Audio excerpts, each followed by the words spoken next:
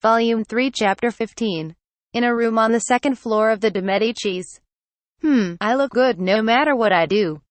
A handsome bald man.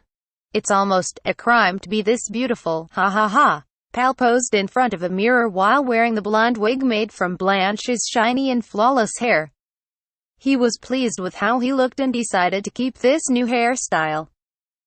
Big older brother, it's the same as Blanche's. Blanche pulled on her recently shortened hair with both hands to emphasize the similarity in color. Ha ha ha, of course it's the same. It's your hair. That's right, ha ha ha. Pal mimicked Blanche and pulled on his hair, causing his wig to fly off his head. Oh, stop it. Don't laugh at me, brother. Pal looked at the hair that didn't belong to him with a quiet expression. Falma was about to burst into laughter. Pal was also feeling cheerful today. Previously, Pal was a handsome man with silver hair who gave off a cool impression. After switching into the blonde wig, he left a much sweeter impression. Even after enduring the painful leukemia treatment, and after shaving his head bald in order to prepare for the hair loss, Pal was never pessimistic but instead always had a positive outlook. Falma thinks that here, he was saved by his brother. Brother, you're always like this? You're too brash. I don't want to be like him, Falma thinks. Why are you so humble? People like you aren't popular. To Falma's annoyance, Pal was trying to convince him that women like men who are assertive. I know. Mom said that small old brother is popular. This is the first time I'm hearing about it. Tell me more. Paul wanted to hear more about Falma in detail. No. Falma pretended to chase Blanche who, while giggling, ran out of the room. Speaking of which, Pal suddenly said with a serious expression while wearing his wig. He asked Falma a question. Even though it's called complete remission, there are still leukemia cells, right? Exactly. Brother is currently in complete hematological remission. In other words, there are almost no observable cells when using a microscope. However, there's still around 1 billion leukemia cells in your body. Falma draws a graph to explain to Pal. There's so many. Pal couldn't feel relieved at all. Instead, he felt a sense of panic grow within him when he thought about remission. Blanche, having overheard that there are 1 billion leukemia cells, stood there with her mouth agape.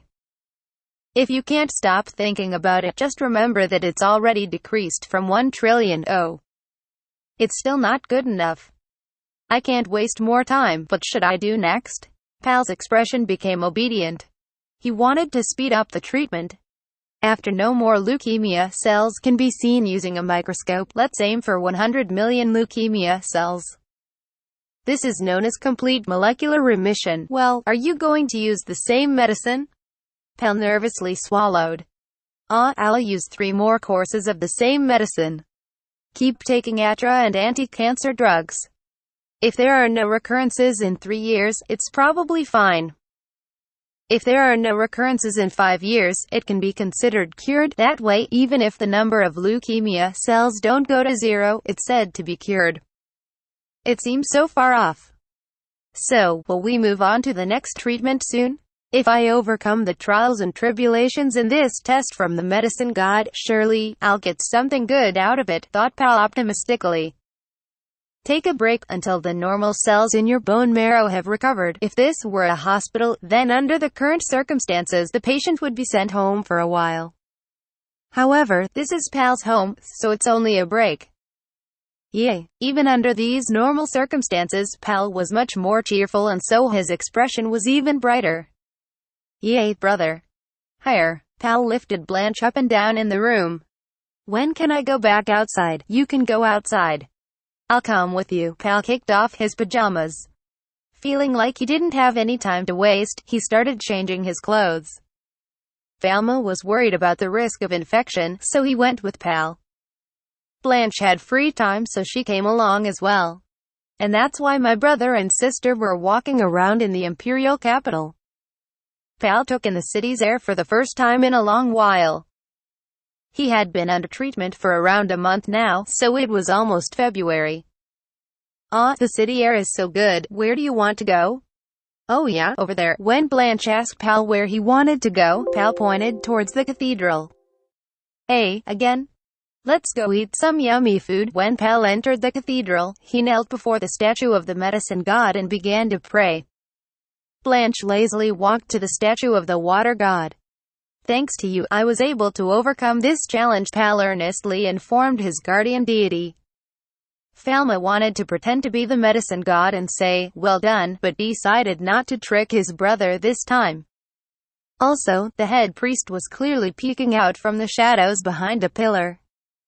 Thank you very much for lending your aid through my brother's hand. It was then that happened. My brother's head is in danger. Because Pal had prostrated himself, his wig was starting to slip off. Falma resisted the urge to fix the wig's position. I had the unique experience of being a patient for a serious illness. This was a trial imposed by the medicine god for the sake of my growth, I wasn't it. Pal lifted his head, and the wig immediately slipped off. He looked around and checked that no one saw, then put the it back on. Falma also didn't see anything. Big older brother, little older brother, I'm finished. My prayers finished already? Blanche, your prayers are too sloppy. Did Falma pray to the medicine god yet? Pal didn't notice that the cathedral floor around Falma was glowing. After strolling through the city and socializing with people, Pal went home with Blanche. Falma stayed behind and, having been away for a long time, was finally able to return to the Diversus Mundi pharmacy.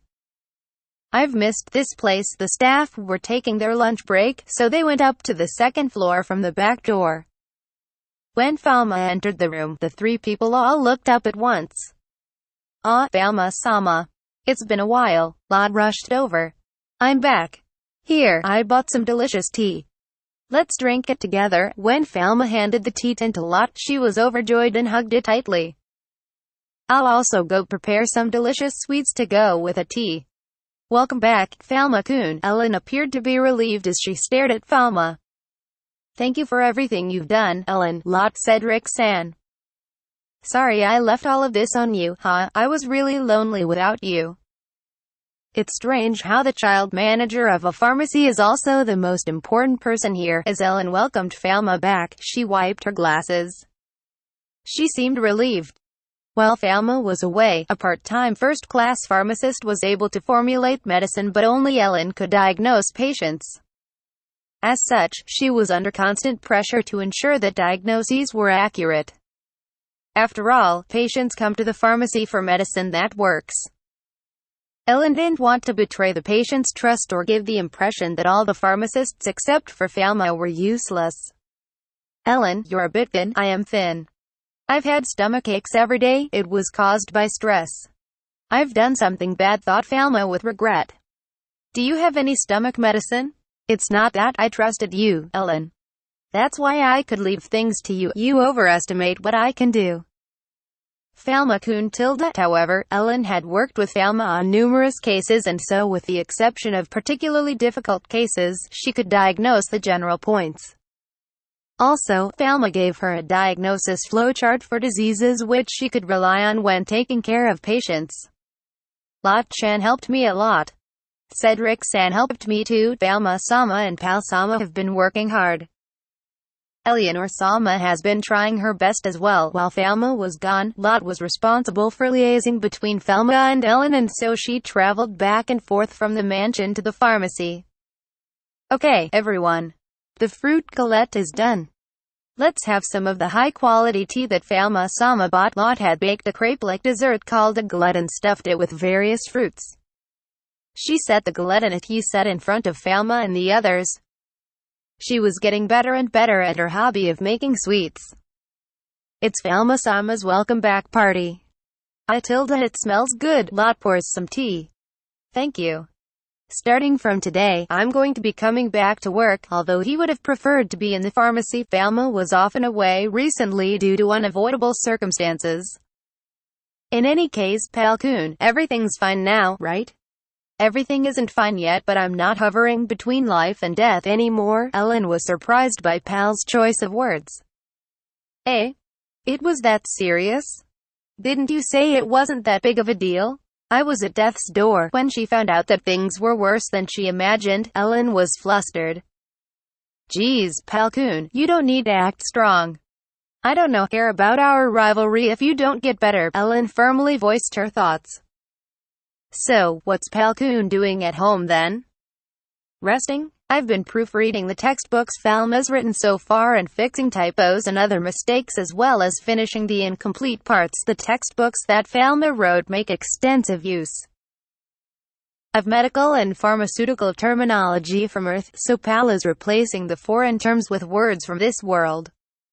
Falma can more or less use this world's language. However, because it's a different language, there are some roundabout expressions, colloquialisms, and medical terms as well as uncommon sayings which didn't translate well. Those parts seemed off to Pal when he read them. As such, Pal brushed it up and drafted a more academic, professional, and high-quality text. This was a huge help to Falma. Moreover, Pal read all of Falma's work and urged him to continue. Did you say you're writing for Falma-kun? How does Palcoon know how to write textbooks? Ellen is shocked that Pal was able to learn pharmaceutical knowledge from Falma and use it to write textbooks. I'm writing the parts that Falma dictates. That's how the process wherein Falma teaches Pal the pharmaceutical knowledge. Pal writes it down, and Falma confirms that it's accurate, was very efficient. As for Falma, he could write almost everything except for colloquial expressions, but he was slow at it. Furthermore, Pal had learned about chemistry at Novarut Academy, so if Falma teaches him the chemical formulas, he'll understand them. As such, it was faster to explain new chapters to Pal and have him write it down. Falma's work was significantly reduced while Pal happily exclaimed, "Wahaha, this is groundbreaking knowledge." Also, Pal liked cutting the paper for the mimeograph. The de Medici's pharmacist brothers really are amazing, are they not? Lot said in praise of the two, including Master Sama, and that's 3 people from the de Medici's family. As expected of a prestigious and noble family of pharmacists. Say, will those textbooks be used at universities? That's what I intend to do. I was also thinking about this while treating my brother. I think that for the newly established Department of Pharmacology, needle skills for things like taking blood samples and other treatments should be required courses as well. It's impossible to treat diseases like leukemia simply by taking medicine and leaving the rest up to fate. Aren't doctors already doing what Falma-kun is describing? Pharmacists are best suited to handling drugs. Of course, this won't improve coordination with doctors. So it'll be necessary to train technicians and have all sorts of inspection departments. Falma wanted to not only educate the pharmacists but also the doctors and technicians. If only the field of pharmacy improves but not the field of medicine, then it'll be very frustrating. Well, there's a medical school in the imperial capital of Saint-Fleuve. But it's not very well known. Although Salerno Medical School is located in the imperial capital, its educational standards were low, and it wasn't very popular. After all the talented medical students attended the influential Novarut Academy. Incidentally, the Imperial Medical School and Salerno Medical School were close to one another. What if you ask your father to teach at the Department of Pharmacology? As the dean, that decision is up to you, right? Said Ellen, bravely.